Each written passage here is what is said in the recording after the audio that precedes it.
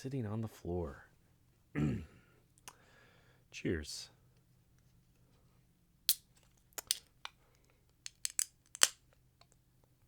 Try to not make that too loud. So, it's been a while. I'm going to set this down here. Matthew, everyday audiophile, writer, owner, reviewer. Doesn't matter what the title is. Got new digs coming in. Not doing new digs, new furniture. As you know, as you can see, I'm sitting on the floor right now. I used to have a couch here. It's where I've shot a few of my videos here. You can see in the background my favorite EL84 amps. These are the EL84M-FFX from Triode Lab up in Canada. If you like tube amps, especially 2A3 or 45, that's really what Frank up there is most well known for. I strongly encourage... I gotta close this door real quick. Hang on.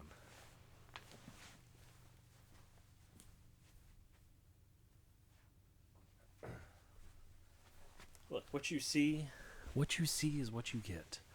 It's WYSIWYG in the computer, the development industry. Anyways, Frank at Triode Lab and Finale Audio, they're sister companies that specialize in different types of tube amps. 45, 2A3, 300B, some lovely preamps. That's what this center one is here that he doesn't make anymore, but it does use my favorite preamp tube, the 12AU7. I've talked about it in a previous video. Anyways, new couch coming in. This room is a lot smaller than this video makes it look. It's probably 10 feet from, side to side. I have all of these, GIK acoustic panels that I think they look nice. They do a great job. The room is very, very quiet. But really, this room gets used for movies most of the time with the kids. Disney movies. You know what it's like when you have kids. Disney. This is a good beer. This is from a company that is no longer in a brewery that's no longer in business. Let's see if it'll focus on it.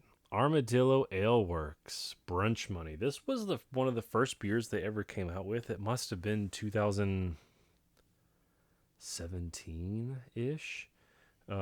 They actually borrowed or rented brewery space from Deep Ellum Brewery, and that's where they first made this beer plus one or two others.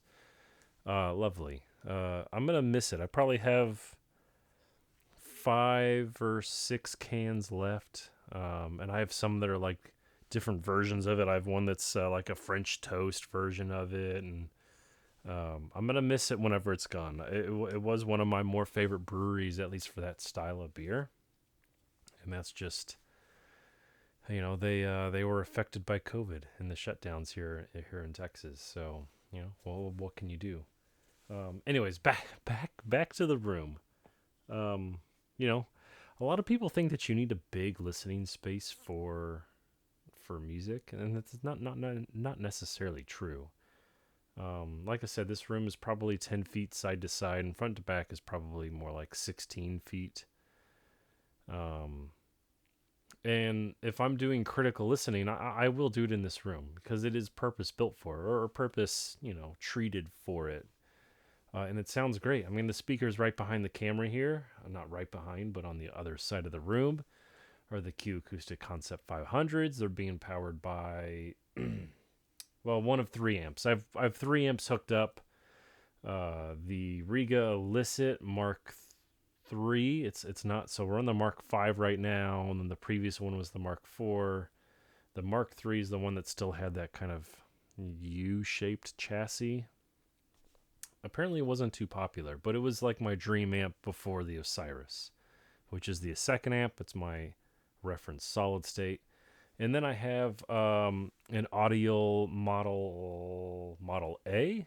I'm actually looking forward to getting their their A21 here in a little bit. I still have to put in the order. Still have to talk to the owner and see about getting it, but I'm looking forward to get it. I love his DACs, his S5 and his S4. They're my reference right now, so that'll be nice. Anyway, so you don't need a big room. Small rooms work just fine. You just have to find the right speakers for the room. The nice thing about big rooms, well, the bad thing about big rooms is that you do need big speakers, right? You need speakers that can fill those rooms. You need more power. The nice thing about small rooms is that I can use these speakers that aren't, they may not be the most sensitive. Let's take these Rigas, for example. They're like 90-ish. The Riga RS10s were like 88. I had Vandersteins, and those were 85. I have some bookshelf speakers from Sela Audio. Those are 82 dB. Talk about power hungry. I used to listen to those 82 dB bookshelves in this room with a 5-watt EL84 tube amp, and it sounded great. Now, you couldn't blast it for sure, but for a smaller space with little bookshelves, it was awesome. Just add a sub. That's really, really all you need.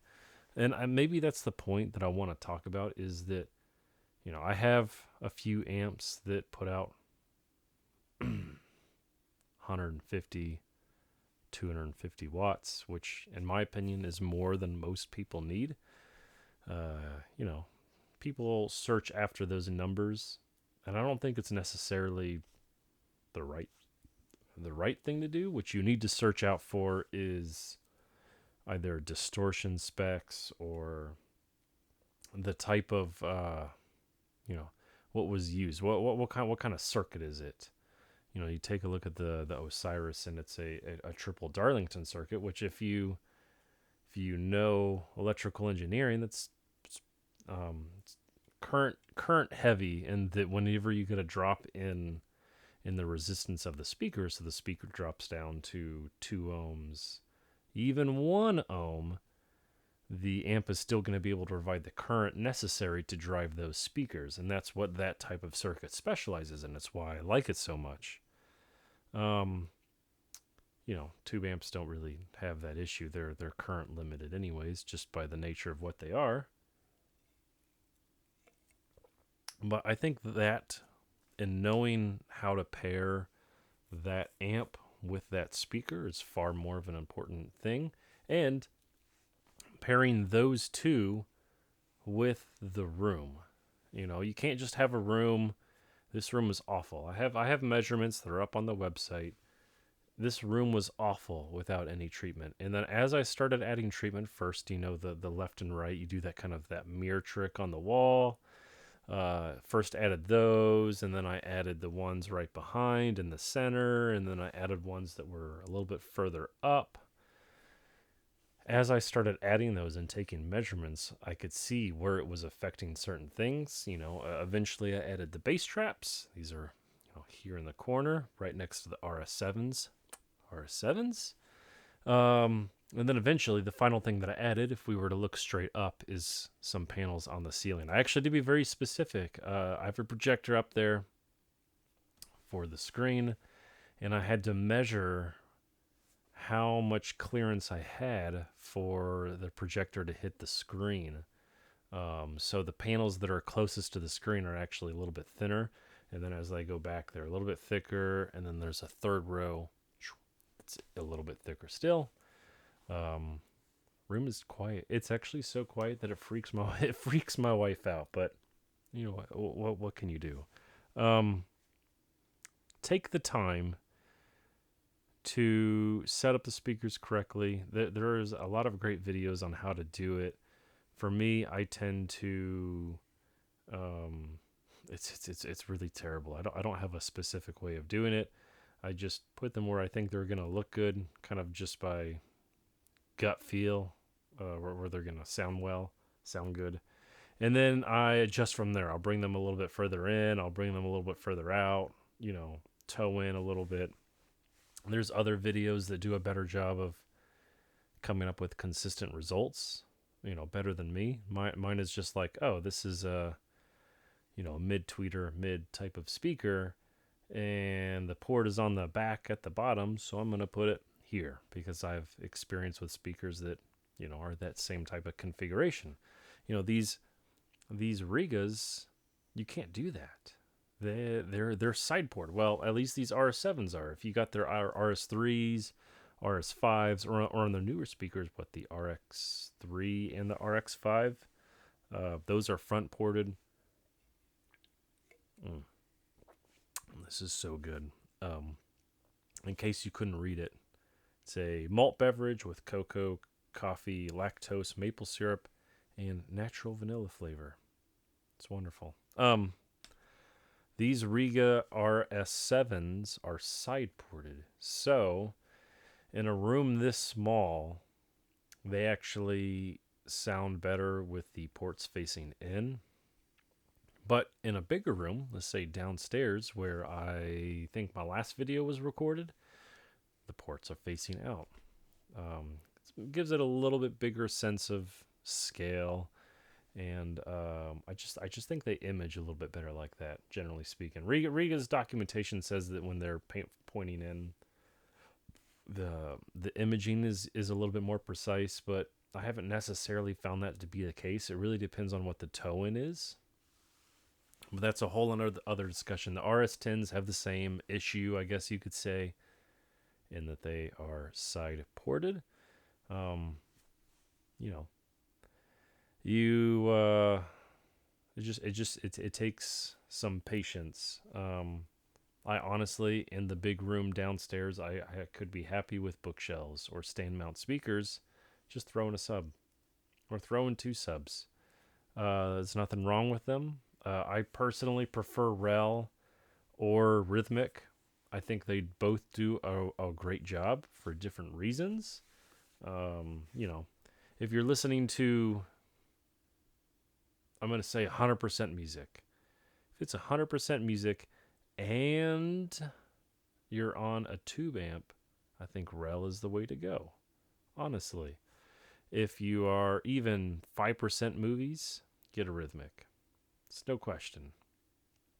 Or you can get a Rel that, like their movie theater version, one. You hook it up to your receiver. That's great too. The reason I don't really like Rel with the solid state, I think that it sounds fine, but I think the Rel blends better with the speakers with the tube amp. It's kind of hard to describe, but I can pick up, they say that if the Rel is integrated the right way, that you shouldn't be able to hear that integration between the sub and the speaker. But I just found that it's more seamless with the tube amp, probably because a tube amp naturally rolls off at those lowers, so it's easier for you to set the crossover so that the sub, is cranked a little bit more, and the speakers naturally are going to roll off. That's probably what's going on there. And that's just my experience. For the money, Rhythmic is going to punch heavier and, go lower, but I have 2 Rels. I have 2 T0 Mark III. I think that's their smallest, their latest generation. I have 2 of those in my office with a pair of stand mounts, and they're powered by a little 5 amp EL84 amp because that's what I have everywhere. It's the best system in my house, hands down. Even will challenge my RS10s or these Q Acoustic 5, Concept 500s.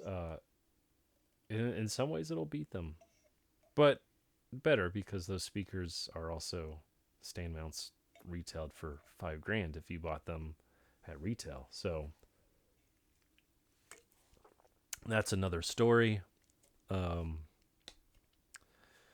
was I going to go with this? Yes, the room. Furniture. Have a new couch coming in on Tuesday. One of those electronic recliners.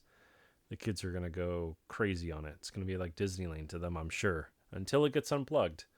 Whenever that happens, that's going to be the couch that I have my normal videos in. I may have to play around with the lighting and everything else. Still learning all of that. But yeah. All right. Take it easy.